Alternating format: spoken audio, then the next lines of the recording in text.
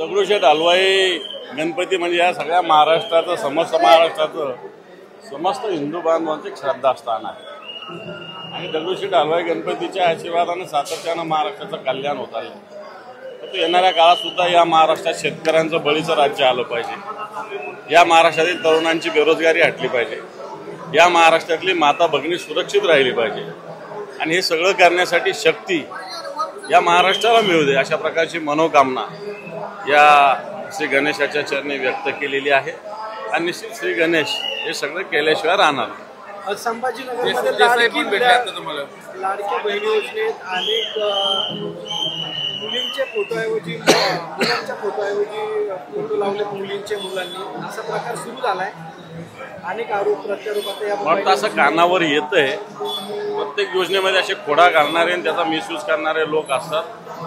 सरकारने योजनेची अंमलबजावणी करत असताना बारकाईनं ज्या खरोखर बहिणींना आवश्यकता आहे त्यांनाच मिळालं पाहिजे. याचा 1 रुपया सुद्धा इकडे तिकडे गेला नाही. शेवटी हा जनतेच्या करातला पैसा आहे. जनतेला पण विकासापासून दूर ठेवत देणारा पैसा आहे. म्हटलं त्याचं नीट युटिलायझेशन झालं पाहिजे. याच्यासाठी प्रशासन किंवा सरकार बारकाईने लक्ष देत नाही. फक्त घोषणाबाजी, फक्त मोबिलायझेशन आणि फक्त त्याचं राजकारण करण्यात सरकार गुंतलेली आहे. परंतु प्रत्यक्षात योग्य ठिकाणी ही योजना पोहोचली पाहिजे याच्यासाठी प्रयत्न करण्यासाठी कोणतीही यंत्रणा सरकारकडे नाही. संभाजीनगरमध्ये जी एक महिला मराठा आरक्षणाच्यासाठी म्हणून आंदोलनाला बसली, तिची जात वेगळी असल्याचं सांगितलं जातं, तिला आंदोलनासाठी बसवलंय कोणीतरी अशी चर्चा आहे. तर खरं काय? तुम्ही संभाजीनगरमधून गेलो. मला जातपात कोणाची माहिती नाही. परंतु ती माऊली, ती भगिनी जी बसलेली उपोषणाला, तिच्या मागण्या दखल घ्याव्यात अशाच प्रकारच्या आहे.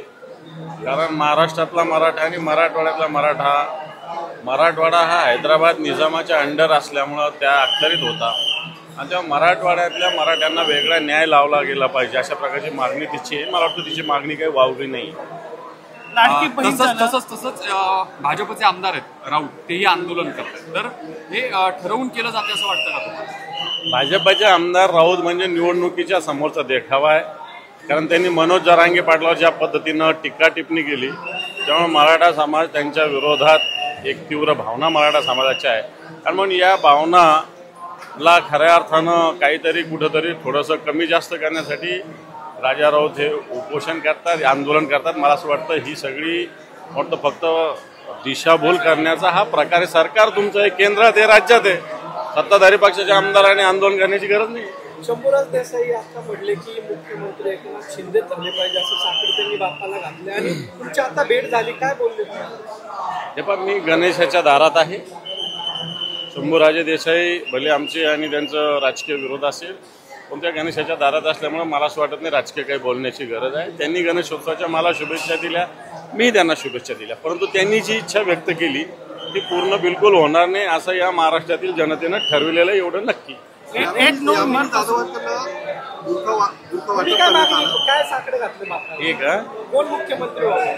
हे पण मुख्यमंत्री कोण होणं? मी काय म्हणलं, या महाराष्ट्रातली बेरोजगारी हटू दे, या महाराष्ट्रातील माता भगिनी सुरक्षित राहू दे, या महाराष्ट्रातील शेतकऱ्यांना न्याय मिळू दे. आत्ताच्या घडीला हे सगळं होत नाही याचाच अर्थ यांना सत्तेवर राहण्याचा अधिकार नाही. महाविकास आघाडी हे देऊ शकेल म्हणून ती आली पाहिजे. बिलकुल व्हावे.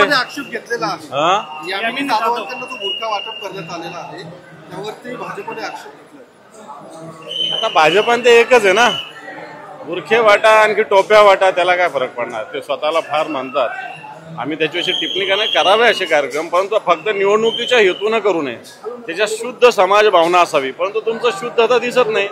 तुम्ही लोकसभेला हारले, तिथले लोक तुमच्या विरोधात गेले म्हणून आता बुरखे टोप्या वाटायला तुम्ही सुरुवात केलेली. निवडणुकीच्या पूर्वी मुख्यमंत्री पदाचा चेहरा जाहीर करावा असं जे ठाकरे म्हणाले, तशी तुमची इच्छा आहे का? शिवसेनेची इच्छा? मला असं वाटतं कोणी जाहीर करेल नाही तर नाही करेल, परंतु या महाराष्ट्रातील जनतेच्या मनातील भावना उद्धवजी ठाकरे साहेबांच्या बाबतीत या महाराष्ट्राचा येणार काळातला मुख्यमंत्री व्हावा ही सुस्पष्ट आहे.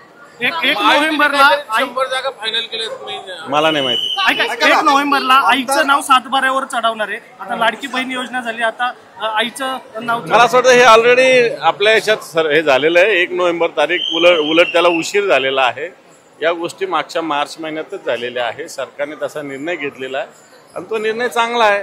इलेक्शन आमदार अपात्रता काँग्रेसने संदर्भात 3 जाहीरनामे तारीख करणार विशिष्ट आहे. एक जरा विचारा ना तुम्ही सगळेच विचारतात मी कोणाला उत्तर. ऐका ना, आमदार अपात्रतेसंदर्भात एक विशिष्ट तारीख निश्चित करण्याची मागणी ठाकरे गटाकडून करण्यात आलेली आहे. मला असं वाटतं आता सगळं संपलेलं आहे. 2 महिने इलेक्शनला झालेली आहे. सुप्रीम कोर्टाच्या सरन्यायाधीशाच्या घरी पंतप्रधान येतात. पंतप्रधान राजकारण गावोगाव या महाराष्ट्रात देशात करतात. न्यायाची अपेक्षा कोणाकडून करतात? भाजपाला आंदोलन की हिंदू लोकांकडूनच घ्यायचं, मुस्लिम लोकांकडून सामान घ्यायचं खरेदी करताना. मला असं वाटतं आपण कोणत्या महाराष्ट्रात राहतो, तुम्ही या राज्याला कुठे घेऊन जाताय? याच्यावरून खरेदी करायचं नाही, त्याच्यावरून खरेदी करायचं नाही, या गोष्टीला काही अर्थ आहे का? सगळ्यांनी गुण्यागोविंदाने राहिलं पाहिजे. ठीक आहे, राजकारण करायचं करत बसा, परंतु याच्यावरून घेऊ नये त्याच्यावरून घेऊ नये. मग काय करणार तुम्ही? महायुतीच्या बजेट सर्वे समोर आलाय. महायुतीला फक्त 25 जागा विदर्भात दाखवल्यात आणि 4 फक्त भाजपला दाखवल्यात. काय वाटतं तुम्हाला? महायुती संपूर्ण महाराष्ट्रात पराभूत होणार आहे. फक्त विदर्भात नाही, संपूर्ण महाराष्ट्रात. या पुण्यामध्ये सुद्धा पराभूत होणार. काँग्रेसने जाहीरनामा 3 ठिकाणी मुंबईच्या 36 जागांपैकी 5 जागांवरती महाविकास आघाडीकडून कोणाकडनंही दावा केला जात नाहीये. त्या 5 जागांवरती भाजपचे आमदार आहेत.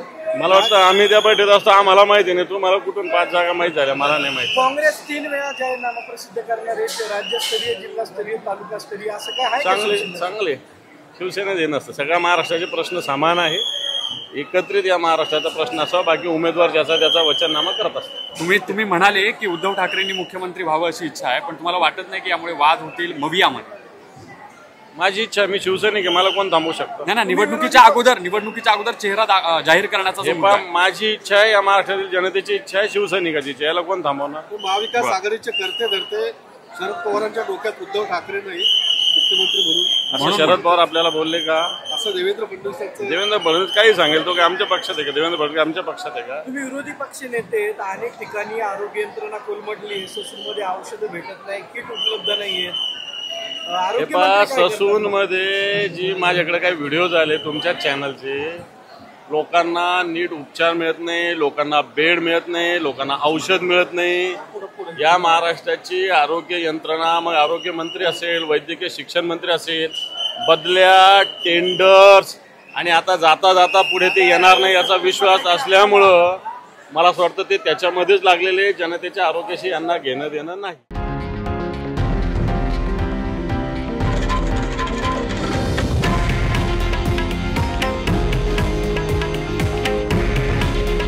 हे आहे देशातील नंबर 1 न्यूज नेटवर्क आणि आपण पाहत आहात TV9 मराठी. काळजी तुमची, हित महाराष्ट्राचं.